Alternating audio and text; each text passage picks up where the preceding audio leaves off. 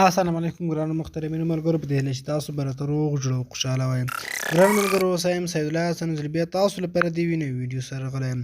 ملګرو په نن ورځ کې تاسو ته درښایم چې موږ څنګه کولی شو د خپل فیسبوک آی ډي په پروفایل او کور باندې صرف یو انځور ولګوو.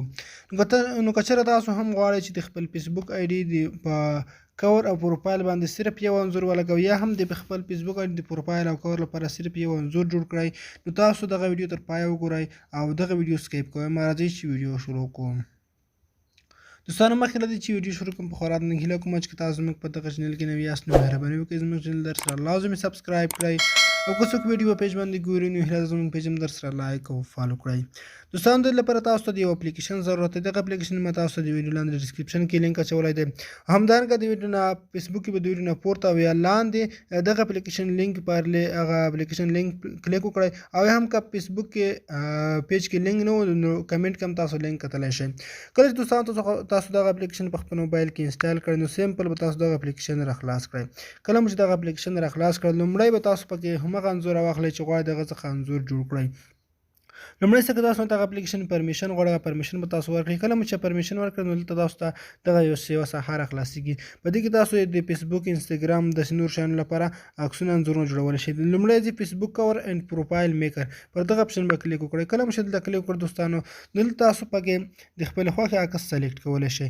دلته به تاسو لاندې راشئ دلته تاسو سلیکټ ایمیج ښکاري پر دغه اپشن به کلیک وکړئ. کله مو چې دلته کلیک وکړ او دلته اوس تاسو یو انځور ورته راواخلئ. مثال په ډول زه دغه یو انځور اخلم. هر ډول انځور چې وي هغه تاسو راواخلئ د خپل خوښ انځور مو.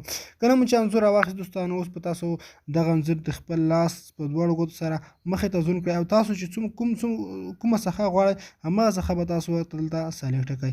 مثال په ډول دغه انځور ما دغسې سلیکټ کړ، جوړ مې کړ، انتخاب مې کړ. کله مې دغه انځور داسې انتخاب کړ اوس به تاسو راشئ پورته سیو اپشن تاسو ته راځي. پر دغه سیو اپشن به تاسو کلیک وکړئ.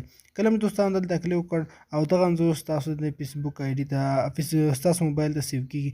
د ملګرو انځور سیو شو. اوس به تاسو راشئ خپل موبایل کې فیسبوک ته. زه راځم خپل فیسبوک آی ډي ته او کله چې تاسو خپل فیسبوک آی ډي را خلاصه کړئ زه اوس تاسو درښیم چې دغه انځور زه اوس د خپل فیسبوک آی ډي باندې لګوم. دلته به تاسو راشئ په پروفایل ته او زه لومړی به تاسو په پروفایل عکس باندې کلیک وکړئ او اوس به تاسو راشئ سلیکټ پروفایل پکچر په دغه اپشن به کلیک وکړئ.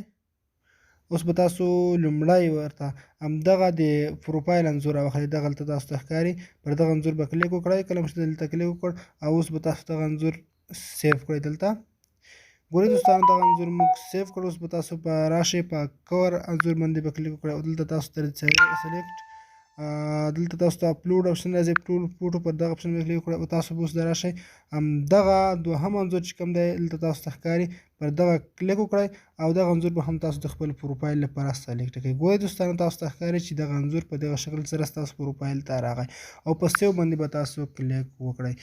دا یې دوستانو ستاسو د فیسبوک آی ډي په پروفایل او کور باندې صرف او صرف یو انځور ولګېده. نو په دغه طریقه تاسو کولی شئ چې خپل فیسبوک آی ډي په پروفایل او کور باندې صرف یو انځور ولګوئ. نو دا ډېره اسانه او په زړه پورې طریقه چې ما تاسو ته وښوده. په دې هیله چې دغه ویډیو تاسو خوښ شوي.